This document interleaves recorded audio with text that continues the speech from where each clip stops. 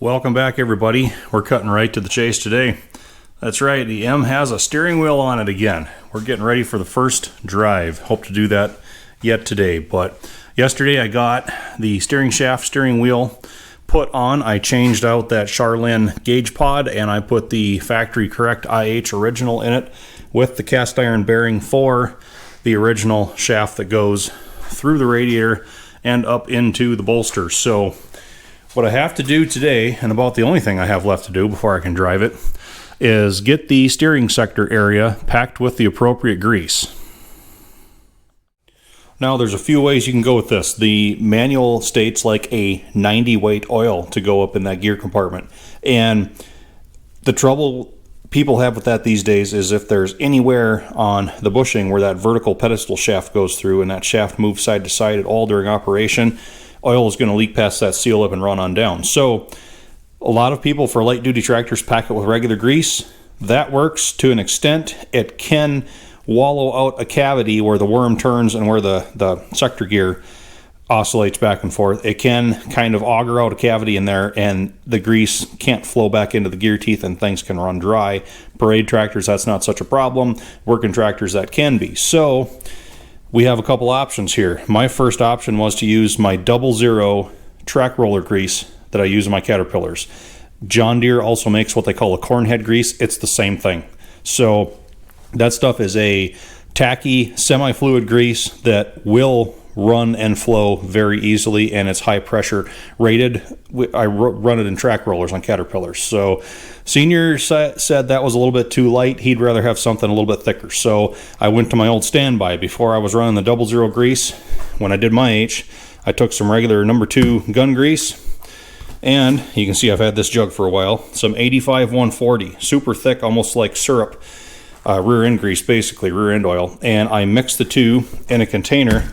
So I basically thin that grease gun tube grease out to the point where if you can run your finger through it, it pretty much flows right back in on itself. And you can see it's a little bit stringy. It will move, but it is thick enough that it's not easily going to run past a worn seal lip. So I spent some time getting all that mixed up so it ends up about the right consistency.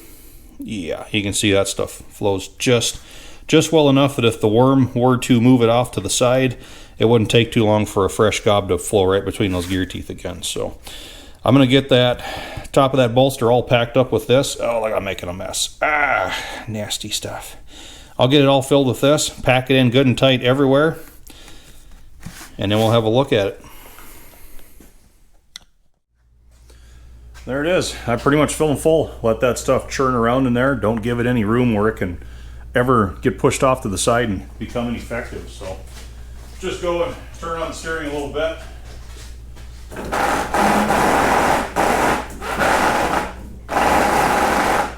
Just let all that stuff work around. It's pretty well packed in anyway. So might as well get the top cover put back on.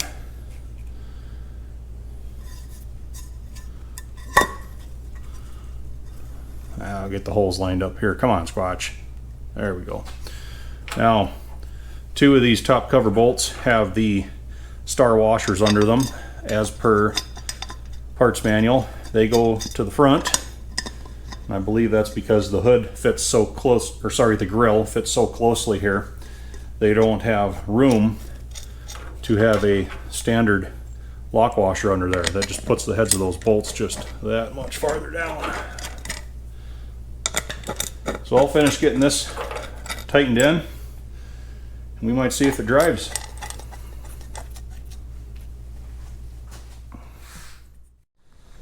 Okay, I rolled it back out of the garage and placed the muffler back on top of the stack. That high temp silver needs about 20 minutes of run time to use that heat to do the final cure. So that's perched up there, not only to make it quiet, but so that it can dry at the same time.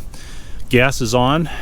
We're gonna flip the ignition, and if it still runs, then we'll see if it drives.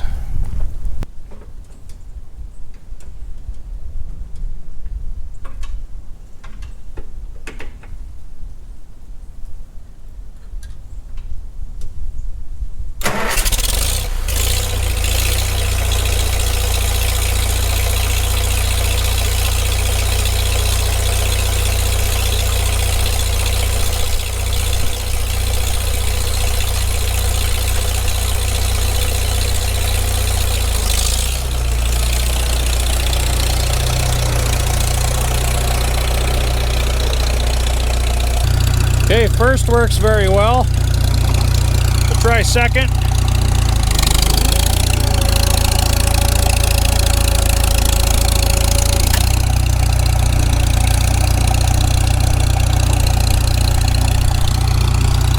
Let's do a third.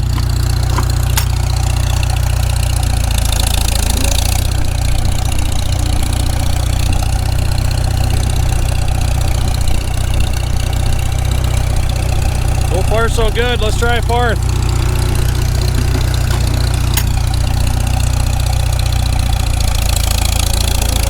You can tell that new clutch is just a touch grabby yet. It'll run in though. This thing does not steer bad at all. Look at that, one finger. Liking it.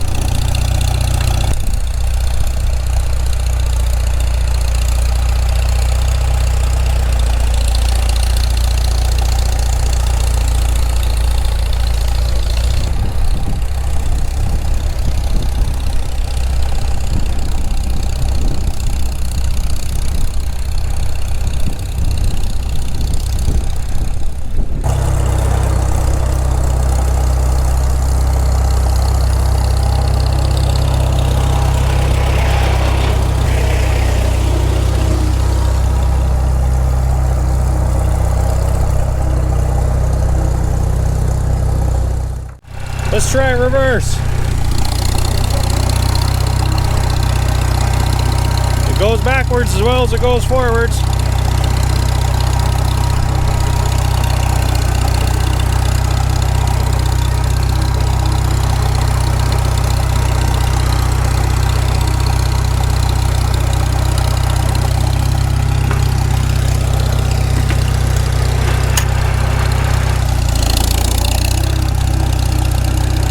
I tell you, this thing is tight. It is like a new tractor.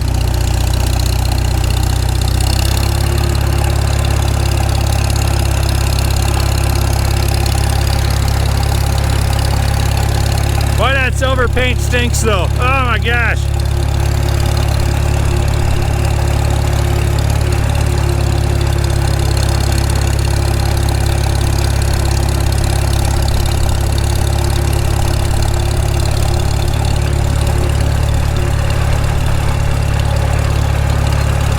This is fun.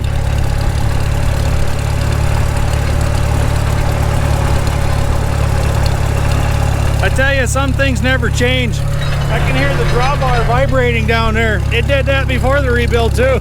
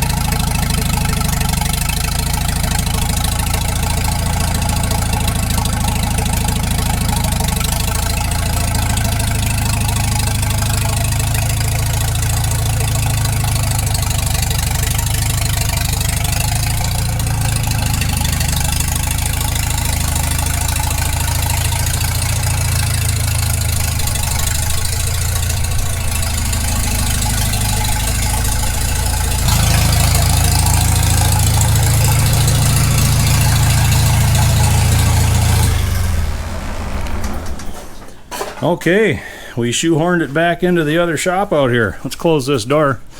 GoPro doesn't like all that transition to glare. Yeah, it's it's back out here. That's where it's gonna probably spend the winter, I would say. We're gonna assess it a little bit, check for leaks. If everything looks good, I think it's just about earned the right to get the rest of the sheet metal put on. We have decals and what have you to go yet, but one thing I've noticed that wasn't there before is a bit of a hydraulic pump buzz. I get like a ring, ring, ring, ring, ring kind of buzzing noise after it's been running for a few minutes, and I could even hear it kind of spooling down when I shut it off in here just now. I don't know if we got something going on in this pump yet, or if we have just these lines are grounding somehow and making that noise. I don't know. We're going to be looking into that still. I'm happy with how that runs and drives. Boy, that is nice. And bringing it in here, the top of that steering wheel was about maybe 2 inches from the top of the door opening. You really have to fold yourself in half to fit that through these tiny little doors, but boy, it sure looks a lot shinier sitting out here now than it did the whole time we had been going through it.